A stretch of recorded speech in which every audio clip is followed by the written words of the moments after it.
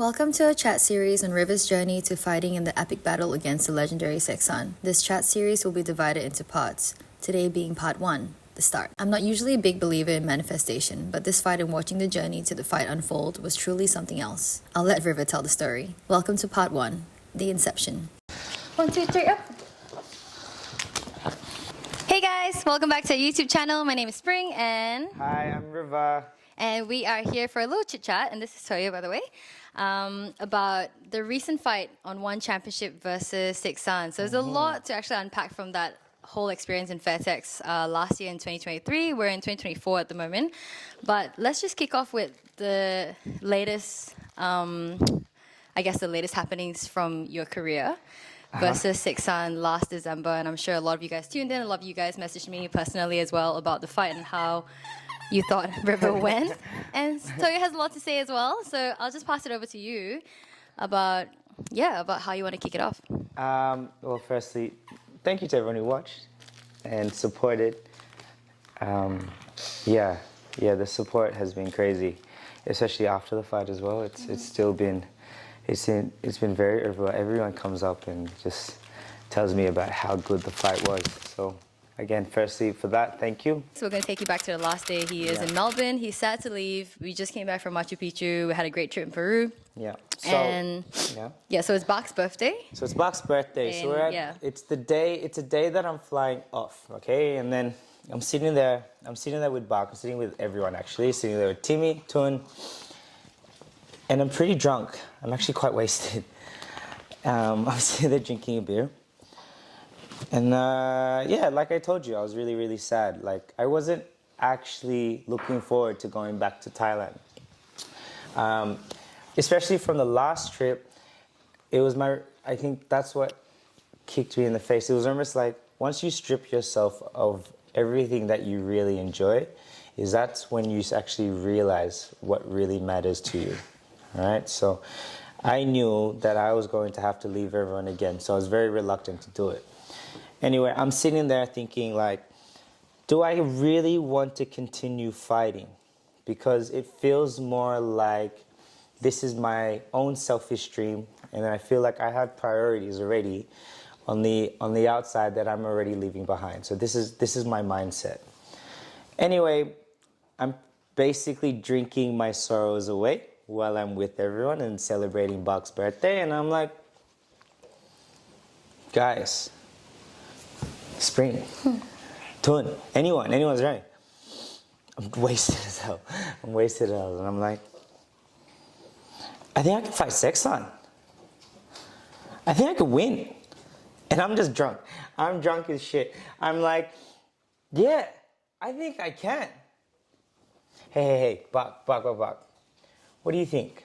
What about this? What do you think about this? Man, and he's like full like Thai accent, man. Toya's jumping in. Man, I think so. Man, that's a tough fight, though.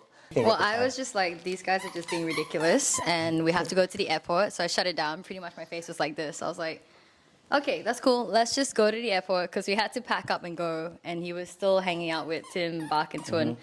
And I didn't want to really hear any more of it, because I was like, you're not going to fight Seksan. Like, this is crazy. Like, Seksan's this legend, and basically I was like, I don't want you to fight Seksan anyway, because Seksan's crazy, and I don't want you to get hurt, and I'm already iffy about these like small gloves and everything that you guys are fighting in on one, and just the rule set of like, so I was like, I just want to hear it, and then I was like, come on, let's go. It's like, it's a sad night that you have to go, and like he just keeps going on and on about Seksan. So he comes back home and he's packing. He's already away from Tim, Tun, and Bak and everybody. But before that, so like Bak's like, hey, look, if you were to fight Seksan, then we're all coming to Thailand. Yeah. I was like, yeah, I reckon. I think I got a shot. Yeah, they're pretty much like this, like a whole bunch of 5 of them going, I think you got this. Oh, and I think I got a shot. Guys, let's go to the airport. So then I go home.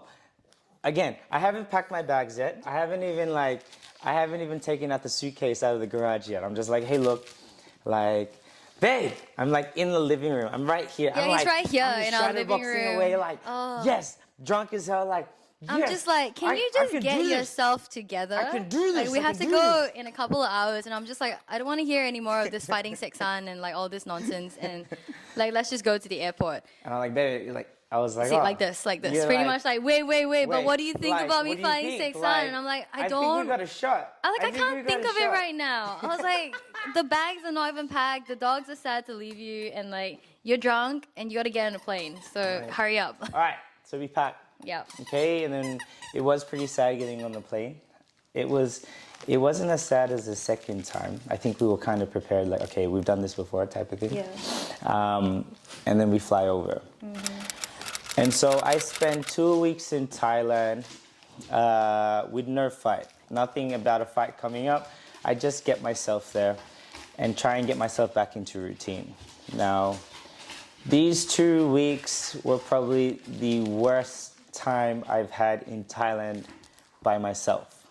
I was already questioning especially of last year, was if I'm going to retire or continue fighting. That was my mindset. My mindset was basically like, it's making me have to sacrifice way too much of my life for me to continue on with this dream, you know? So I always treated it like, this is my fight career, and then this is my life at home. They're just moving in parallel lines. I can't work on my fight career and also be at home and working on my life at the exact same time. It's just one or the other. I had to sacrifice one or the other. Anyway, I'm telling Spring, I'm like on video call, I'm just like, I'm thinking of actually coming home. This is about a weekend, and I'm like, I'm thinking of coming home. I'm having the worst time, you know? Like, at the time, it was like, to me, and I don't know if I told you this, but I was telling all of my friends, I was like, it feels like a prison, you know? It felt like I would just go to my room, I would distract myself, I'd watch cartoons. I was smoking a lot of weed then too.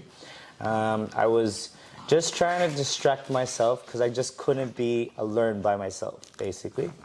And then every single time that I was on the phone with you, I was basically like, hey, look, I'm really thinking about coming home. And you're like, just hold it out, just wait, it will get easier. You're like, I'm proud of you already.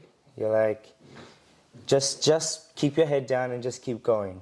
Something will happen. Or something like, especially all of last year, it was more like a saying that we had, something always happens at fairtex, you know?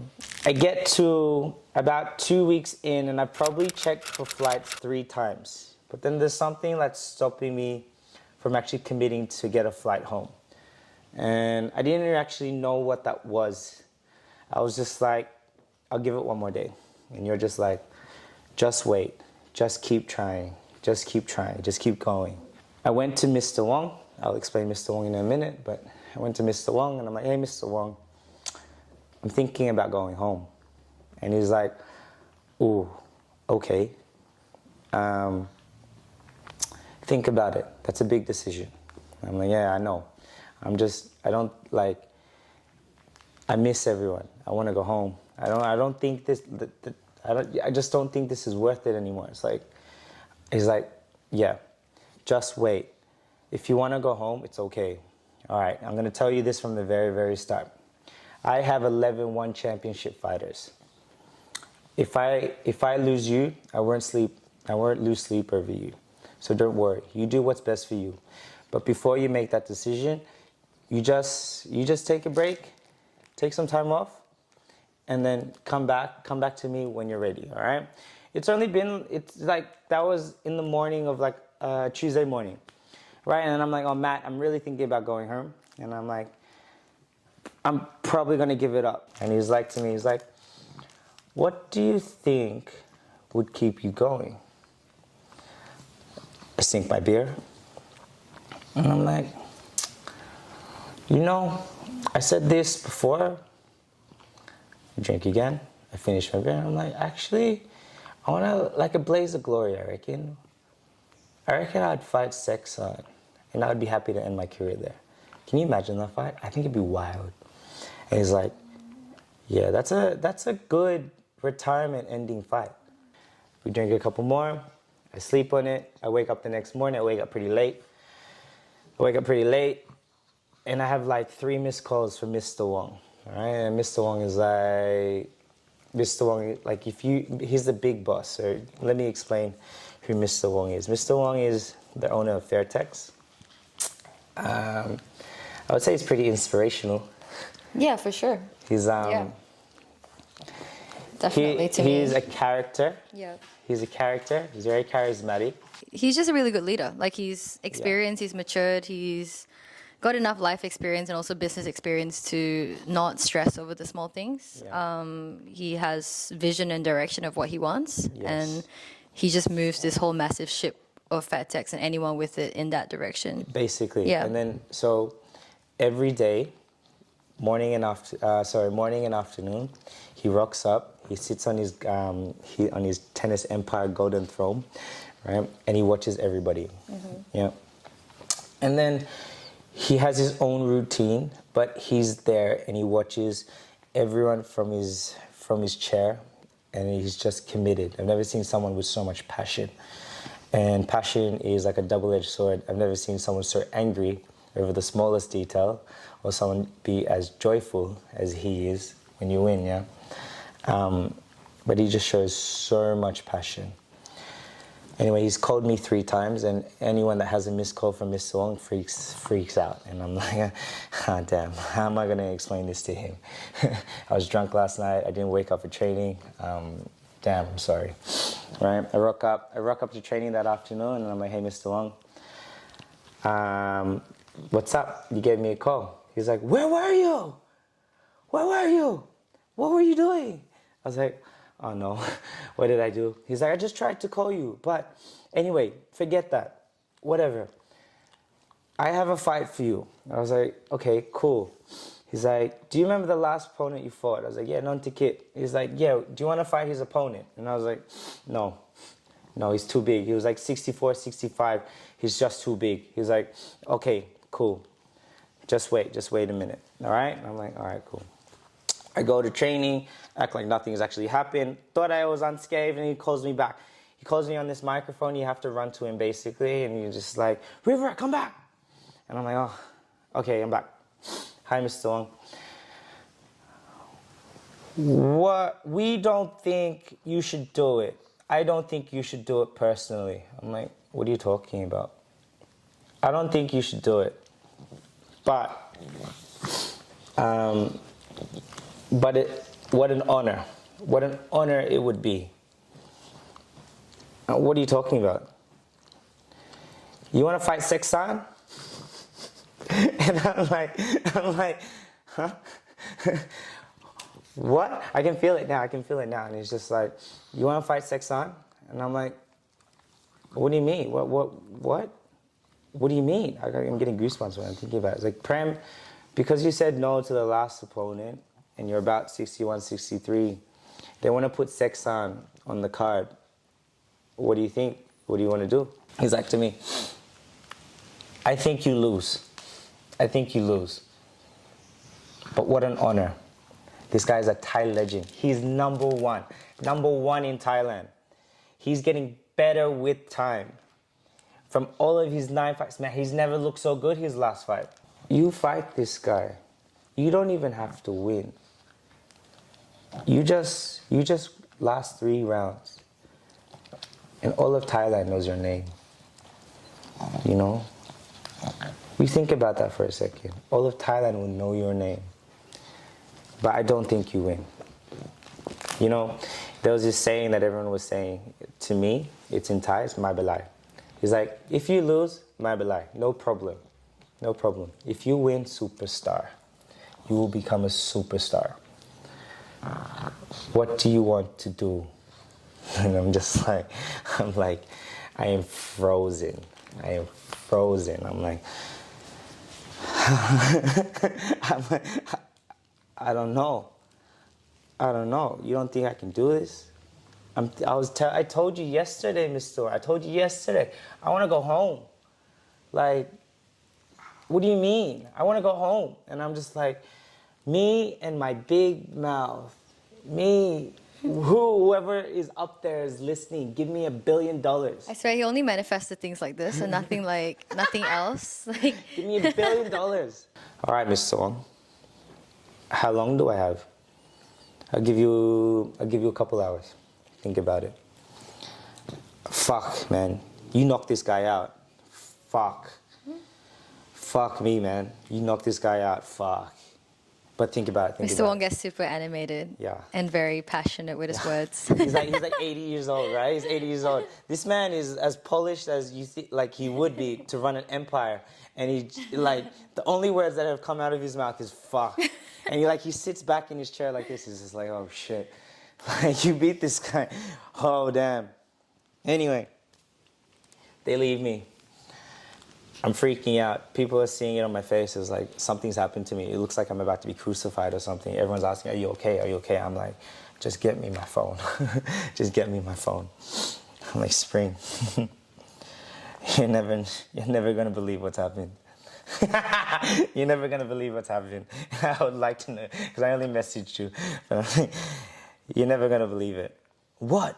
I'm like, they offered Seksan. What do you think I should do? I would want to know what went through your head when I told you that. Well, like, pretty much that. I was just like, oh, of course, Seksan. I was like, I knew it. Like, you did it to yourself. I was like, you did this to yourself because you asked for Seksan. You were talking about Seksan so much that you manifested it. Well done. And I remember just, why don't you manifest other things? Anyway, I was like, yeah, I don't know, like in my heart, I knew that you were going to say yes because you said to me that, hey, it's not confirmed, it's not unconfirmed. Like they gave me some time to think about it and I'm talking to you at the moment. And I remember telling you on WhatsApp, I was like, I know in my heart what you're going to say. And it's more accepting for me that it's going to go that way because if I wanted you to fight him or not wanted you to fight him, it doesn't really matter at the end of the day because it was what deep inside you, what you wanted to do. And I knew the person that you are, you would say yes. Like you wouldn't say no if someone gave you such an opportunity. So it was more for me like coming to terms that this is happening. And I guess like, I don't know, last year was kind of chaotic in that sense because everything was so like, reliant on your fight career as well, that if you had a fight, you had a call up. It's like everything had to change, everything had to shift in Melbourne. Like, you know, the boys, the dogs, work, training. Like my fight career was on hold. And I was just more kind of preparing for that whole wave of like slight chaos and just more like, okay, what do we need to do to get this in order? And also, this is the fight of your life. Fight of my life. Fight of my life. And I just remember like calmly messaging you. I had to cry by myself and I cry a lot. And I had to cry and I was like, just emotional. I was like half happy, half worried for you because I was worried because Saeksan is such a good fighter. I don't want to see you get hurt. I don't want this to happen to you. Yeah. And there's always a possibility of something bad happening. This is fighting, you know? And there's a very high risk of not just you getting hurt, but also you gonna get knocked out and all that stuff. You know, I just was like, okay, I'm gonna come to terms with that now, so I don't project my insecurities onto you, which we've talked about before in previous One Championship fights, where it's like I am not able to carry my anxiety well, or my fears, or like my worry for you. So I was trying to just manage that, but I was like, I remember it was in the afternoon because of the time difference. You were messaging me. And I was like, okay, hey, Mach, I'm just going to go like rush to the gym because I need to go and talk to our people, like our team, you know? Like I needed to be surrounded by some extra support. So like I quickly got to the gym and I was like, rushed to Bach. I told them, I messaged Jasmine and everyone, I think, I can say everyone literally rallied all together here in Melbourne. I haven't told everybody yet. Oh, yeah. So like the news spread. I haven't confirmed this fight yet. Carry Machi. I haven't even confirmed this fight yet. Whoops, that was my fault. I had 8 people already asking me. Yeah, so that was my fault because I needed my own support team, you know? So I was like, I'm not going to bother River, so I'm just going to go talk to all my friends. And basically, I went to Bach, I told him, and Bach was just like, a very calm, like, oh, reaction. And then I told Tun, I told Tim, I told like everybody basically in our group. I didn't tell the world, I just told the group. And And yeah, like I told Jazz and Wilson, Jazz cried, and I was crying with Jazz, and basically it was like it went from nothing happening, Rivers coming home, to by the end of the week, we had like 20 people booked flights. Yeah. Everything was organized. Like hotels were booked for that whole team. Like everyone rallied and like just got behind River. Yeah. And we're like, okay, we're all gonna do this together. You know, we're doing this and we're committed to doing this. Like we've got this. Like, you know, and then we've had Jazz and Wilson taking care of the pets. Like just basically like it came together so quickly. And I don't know, like it's just like this huge wave of like support and love for Yeah. you and supporting your fight, you know? Yeah. So they're like to me, they're like, all right, it's December 20. It's December 20th or 22. 22. December 22. It's the biggest card of the year. It's the same fight as Taiwan Chai Superbon. At that point, I didn't know then, but it was Prajan Chai as well. It was Petty Ja. It was the biggest card of the year. Yeah. And they're like, we want Seksan on it because he's a Thai hero. And I was like, oh, all right, let me sit, let me think about it, Mr. Wang. I'm gonna walk away, I'm gonna go back to training. Let me just like take a second. Absorb what's going on. Yeah, like just take a second. And I'm numb to it. I was like, for fuck's sake, like, really? Like, man, I wanna go home. But now I have a reason to be here. I don't know what to do. He calls me back over. He's like yelling on the microphone, River, they'll pay you double. I was like, oh fuck. It's always chaos in fairtex. It's like nothing Yeah. is handled in a calm. It's like Yeah. it's always like They'll pay you double. it's just chaos in And a I'm really in a like- positive way. I don't mean chaos in a bad way. I mean chaos in this like wonderful There's Muay just, Thai like- energy. there's Like just it's this just energy. energy. It's so much energy. Like this one things right now. happen. Like just You know? things happen quickly.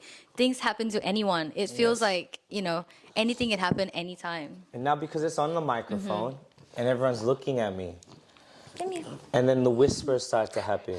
And there's a minimum of 25 trainers. But for some reason, after like 2 seconds, it seemed like the whole gym, there's like, I don't know, give or take 75 people, all knew. They all just seemed to know. They were just like, it's Seksan. News spreads fast. News spreads fast. It's Seksan, And people isn't started messaging me too. Yeah. Like the Thais were like, "Hey, Spring, I guess we'll see you soon." Yeah. And I'm like, "Oh my god!" And, Yeah. because they're like, they knew I was gonna come down if there was a big fight, and they knew I was gonna come down like to support the camp because I'm not just there for the fight. I'll come down for the camp too. So then people messaging me saying like, "Well, when are you coming down? Like tomorrow?" Like, Yeah, yeah, so you know. just So like, I'm like, damn, Mr. Wong, what do we do? What do we do? And he's like to me, how old are you now? I'm like, I'm 30. And he's like, might be like, you might as well take a risk. At least you're not gonna die, right? But if you win, superstar. And I'm like, you're well, here then anyway. I'm here anyway. Yeah. We might as well give it a shot. Yeah. He's like, okay, done. We start camp tomorrow. It's on. And then I'm there. I'm just like, fuck. I'm talking to friends. I talk to Valentine Thames, and I'm just like, bro, Seksan. They're like, what? Really? You? Oh man, that's a fight. But I think you got it. I think we got it. I think you got it. I'm like, I don't know, bro. I don't know. But I'm gonna try. I'll try. All right, cool. Let's go to work. And I'm petrified. I'm petrified. I'm actually so scared. All right, I tell you, and you're like, I booked my flight. I'll book my flight for next month. I'll see you in a month's time. Yeah. Right? And then I have like sticky notes on my door, right? So there would be like, it would just be like one sticky note on my door would be, okay, just things that I need to remember before I leave because I'm very, very forgetful. And then another one is just like, I had another sticky note underneath that had like 3 things that I just wanted to do that I needed to remind myself before walking out, yeah? But nothing was like getting me like motivated for this. I was freaking, I was petrified. I was just like, what am I doing? Like, I don't know. I started training. I was waking up in the morning like, oh man, I got the fight of my life, right? I'd watch these fights, and I remember this vividly. I was like, I smoked some weed, and I'm like, I'm gonna watch this guy's fights. It's on YouTube. There's this highlight reel of his last year. He had 7 fights, and it's all the victories and all the fights all in one video. And I sat there by myself in my room just watching it. And I was just like, what the fuck did I say yes to? What am I going to do? Like, I kind of just, I was acting like it was my death sentence. Throughout the day, someone would tell me something, and I'm like, that's a good reminder. I'd write it on a sticky note, I'd put it on my door. And then I'm like, okay, I'll think about this before I walk out for training. I'm like, oh, cool.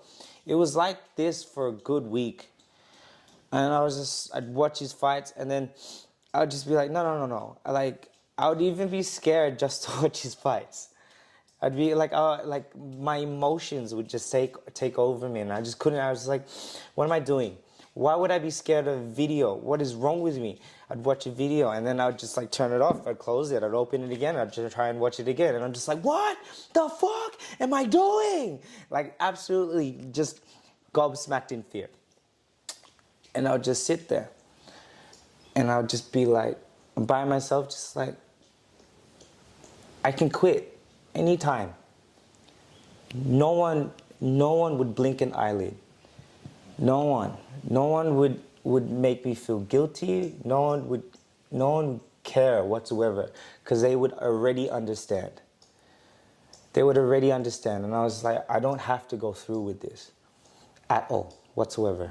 One thought that kept me going was,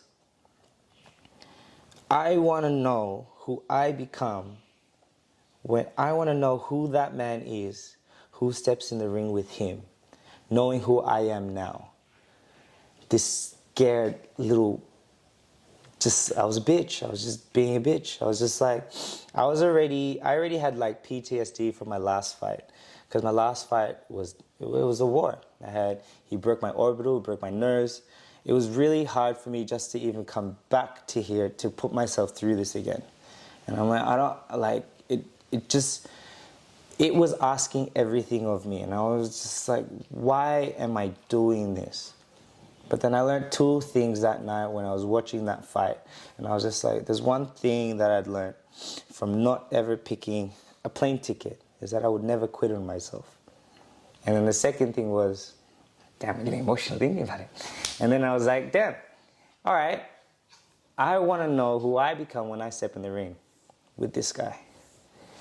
I want to know who that man is, because that man is probably way better than who I am now. And that was what kept me going. And then I would have another sticky note. I put it on the door. It got to the point where it was getting so ridiculous. I had like 12 sticky notes. I could show you 12 sticky notes on this door trying to motivate me to walk out that door every single day. And then I'd look at it, and it almost looked like it was just pity. It was just pity. I was just like, what am I trying to remind myself of?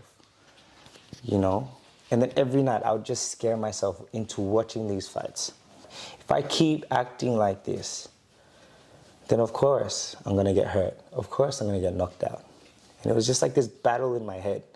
And then other thoughts started to come from that. It was like, if I feel like this, it doesn't mean I have to act like this. So I should just act like a champion. And then I was watching a lot of One Piece, and I was like, oh, just act like you're the king of the pirates. Another sticky note on the door. King of the Pirates. Just act on the like t-shirt. it. Just act like it. Act like a warrior. Just like, what would a champion act like? He wouldn't act like this. He wouldn't be using medication. He wouldn't be smirking himself to sleep. What's wrong with you? Just act like it. Just act like the animal that you want to be or need to be to get yourself into this place. what I want you to suffer. Just now, we were training and I told him he was falling down all the time because after 4 or 5 rounds of training, he's tired. But I tell you, this is what I want you to suffer. And then you fall down, you come up, you fall down, come up. This is part of the training, suffering.